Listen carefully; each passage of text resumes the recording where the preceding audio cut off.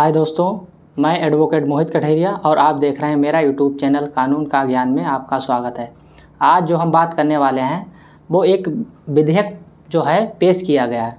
विधेयक जो है 130वां संविधान संशोधन विधेयक पेश किया गया है 130वां, जो आर्टिकल 75 को प्रभावित करेगा, जो आर्टिकल 75 में संशोधन होगा।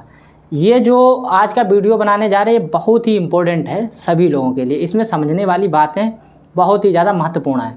वो बताने वाले ये हैं कि ये बिल आया, मान के चलिए पीएम, सीएम या फिर एमपी, एमएलए या फिर मिनिस्टर, ये रिमूवल बिल, मतलब इन लोगों की किस प्रकार से इन्हें रिमूव किया जाए, ये ऐसा बिल लेकर जो सत्ता पार्टी के लोग हैं वो आए हैं। मतलब जो मौजूदा समय की सरकार है वो ये बिल लेकर आई है। तो ये बिल है क्या, पहले तो ये चीज़, इस बिल से लोगों को फ़ायदा क्या, फिर इस बिल से सत्ता पक्ष की मंशा क्या है, इस बारे में हम बात करने वाले हैं। तो ये बिल जो आया है वो इसलिए आया कि यदि इस बिल में संशोधन किया जाएगा और कहा गया है कि कोई भी, चाहे वो पीएम ही क्यों ना हो, पीएम या किसी भी राज्य का सीएम, एमपी, एमएलए, मिनिस्टर जो भी हैं, यदि वो किसी भी क्राइम में 30 दिन तक जेल के अंदर रहे, 30 दिन तक उनकी बेल नहीं हुई, 31वां दिन जैसे ही लगा, उन्हें उस पद पर, जो पद उनके पास है वो मौजूदा पद से उन्हें इस्तीफा देना ही पड़ेगा। आर्टिकल 75 में ये बात जो है, इसका क्या करेंगे, इसमें संशोधन करेंगे आर्टिकल 75 में, उसे पद से हटना ही पड़ेगा जो 31 दिन जेल में रहेगा, या तो फिर जिसमें जो 5 साल, मतलब 31 दिन या 5 साल के जो ऑफेंस हों उसमें।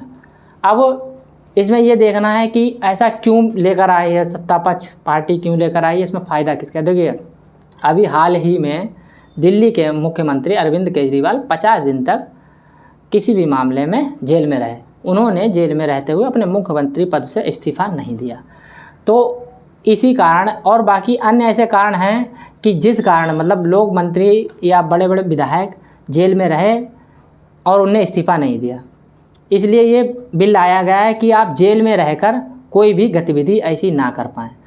अब दूसरी बात है कि हो सकता है ये सत्ता पक्ष बहुत अच्छा काम कर रहे हो, कई लोगों को लगेगा गलत काम है, अपनी अपनी राय है।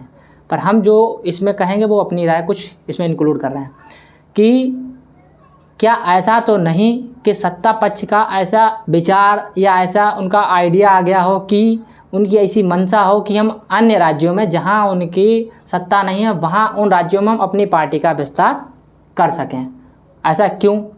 देखिए, सबसे पहले क्या है कि हम अगर अभी कानून की बात करेंगे तो मेजर एक्ट में जो आईपीसी में जो सज़ा है, 7 साल से कम में सज़ा में अरेस्टिंग नहीं है, ठीक है, उसमें तुरंत तत्काल गिरफ्तारी नहीं है। लेकिन यहाँ पर बात कही गई कि 5 साल से कम की सज़ा में, 5 साल तक में 30 दिन तक जेल में रखना। तो देखिए, अब दो चीज़ें यहाँ कहीं ना कहीं इफेक्ट हो रहा है। या तो सुप्रीम कोर्ट का एक वो आदेश जहाँ पर ये बात बोली गई कि 7 साल तक के किसी भी केस में, 7 साल तक के जो केस होते हैं उन्हें हाई, जो बहुत ज़्यादा जो संगीन अपराध उन्हें नहीं कहते हैं, उन्हें असंगीन अपराध कहते हैं। तो वो क्राइम बहुत ज़्यादा बड़े नहीं माने जाते, सीरियस नेचर के नहीं होते, इसलिए उसमें तत्काल गिरफ्तारी नहीं है। पर यहाँ पर बात बोल दी गई कि 5 साल तक के भी हों और 30 दिन तक, 31 दिन तक कोई व्यक्ति जेल में रहे तो उसे रिमूव हो जाना चाहिए, ठीक है। बात दूसरी ये है कि यदि कोई सत्ता पक्ष का व्यक्ति है, क्या पुलिस या कोई भी ऐसा है कि उस सत्ता पक्ष व्यक्ति को, जो मिनिस्टर हो मौजूदा समय में उसकी सत्ता हो, या एमपी, एमएलए हो, या किसी भी राज्य का मुख्यमंत्री हो, कोई भी पुलिस उसे 30 दिन तक किसी भी ऑफेंस में जेल में रख सकती है क्या? नहीं। ऐसा हो सकता है कि ऐसा तो नहीं सत्ता पक्ष की मंशा है कि किसी भी राज्य में जहां पर हमारी सरकार नहीं है वहां पर कोई ऐसे एलिगेशन लगा करके उसको जेल में 30 दिन तक, 31 दिन तक डाल के उसे वहां से रिमूव कर वहां पर हम अपने उपचुनाव करवा के हम अपने मंत्री, एमएलए, एमपी जो हैं अपने वहां पर स्थापित कर दें। हो सकता है, एक ये मामला हो सकता है कईयों में। और दूसरी ये है कि अगर इसमें अच्छी पारदर्शिता रखी गई तो ये बहुत अच्छा भी विधेयक बोला जाएगा। लेकिन अब ये तो देखने वाली बात है, चूँकि ईडी और सीबीआई ये केंद्र सरकार के जो है उसमें मतलब नियंत्रण में है। अब ये देखना है कि सीबीआई या ईडी जिस पे भी छापा हमारे केंद्र सरकार के नियंत्रण में है तो फिर थोड़ा सा इफेक्ट हो जाएगा। दूसरी बात, राज्यपाल, किसी भी राज्य के राज्यपाल वो केंद्र सरकार के द्वारा ही नियुक्त होते हैं। तो वो थोड़ा सा मतलब देखने वाली बात है कि वहाँ पर भी इफेक्ट हो जाएगा। आप जैसे देखिए संविधान में केंद्र सरकार की एक अलग, केंद्र सरकार की जो संघ सूची है वो केंद्र सरकार अपना काम करेगी, राज्य सरकार की राज्य सूची अपना काम करेगी।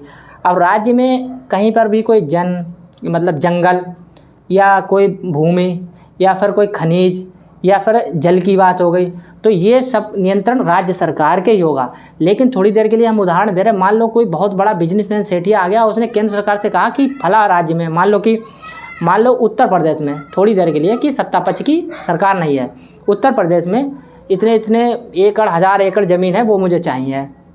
तो केंद्र सरकार कहेगी ठीक, मुख्यमंत्री से मिलो जाके, देखो मुख्यमंत्री मना कर दिया, चूँकि वो सरकार एक नहीं होगी थोड़ी देर के लिए, तो फिर वो केंद्र सरकार पास वापस जाएगा कि ऐसा करो कि मुझे तो वो भूमि चाहिए, वो ज़मीन चाहिए। तो हो सकता है केंद्र सरकार कुछ ना कुछ ऐसा CBI या फिर ED का ऐसा इफेक्ट करे कि जिस पे 30 दिन तक वो जेल में रहे और उसके बाद वहाँ उपचुनाव हो जाए। ये भी बहुत बड़ा मतलब सोचने वाली बात है। तो इसमें और एक बात बताएं, कई बार ऐसा आप लोगों ने सुना होगा कि बहुत से लोग कई दिन तक जेल में रहे, वो कई दिन तक क्या, कई महीने और साल तक, यहाँ तक कि सज़ा पड़ गई, 1-2 साल बाद सज़ा काट के आने के बाद ये प्रूफ हुआ कि ये व्यक्ति दोषी नहीं था। ऐसी स्थिति में यदि कोई CM PM तो नहीं, कोई CM या मिनिस्टर आदि यदि कोई जेल में चले जाता है धोखे से और वहाँ पर 31 दिन हो गए तो उसे उसके पद से निकाल दिया गया और फिर 2-3 साल बाद ये चीज़ प्रूफ हो गई कि ये व्यक्ति जो है दोषी नहीं था, तो ये सोचिए कहीं ना कहीं उसके अधिकारों का ये उसके अधिकारों का हनन हो जाएगा। अब उसके अधिकारों का हनन हो जाएगा, वो व्यक्ति बेचारा रहा, अब उसकी समाज में इतनी छवि जो थी वो सब बिगड़ गई, तो अब फिर से वापस आने में फिर अपने पद से भी वो हट गया, तो इसकी रिकवरी कौन करेगा? ये चीज़ें, कई चीज़ें ध्यान में रखने वाली बातें हैं। उसके बाद ये कहा गया कि जब तक व्यक्ति कोई पकड़ जाता है उसे मुलजिम तब तक नहीं कहा जाएगा जब तक वो जेल में, उसे न्यायालय खुद ना ये करार कर दे कि हाँ ये अभियुक्त, ये मुलजिम है। कोई व्यक्ति पकड़ गया, शक के दायरे में गया, ट्रायल केस चल रहा है, अब इस मामले में कोई ट्रायलिंग की बात नहीं की, कोई चार्जशीट की बात नहीं की, कोई चार्ज फ्रेम की बात नहीं हो रही, सीधे ये बोला कि 30 दिन जो जेल में रहेगा उसे रिमूव हो जाना पड़ेगा। पर ये तो कहीं ना कहीं नहीं लग रहा कि ये उचित है, क्योंकि कोर्ट का कोई काम ही नहीं उसमें रह जाएगा, कोर्ट का कोई रोल ही नहीं रह जाएगा। तो न्यायपालिका का भी एक अपना रोल रह जाना चाहिए, ऐसा मतलब इसमें अमेंडमेंट करना चाहिए। तो हमने जो आपको सरल भाषा में बताया है कि अमेंडमेंट थोड़ा सा ये कठोर भी है, थोड़ा लचीला है और शायद ये मतलब ज़्यादा लोगों के लिए इफ़ेक्टेड नहीं रहेगा और ये जनता को कहीं ना कहीं प्रॉब्लम इसमें फेस करनी पड़ेगी।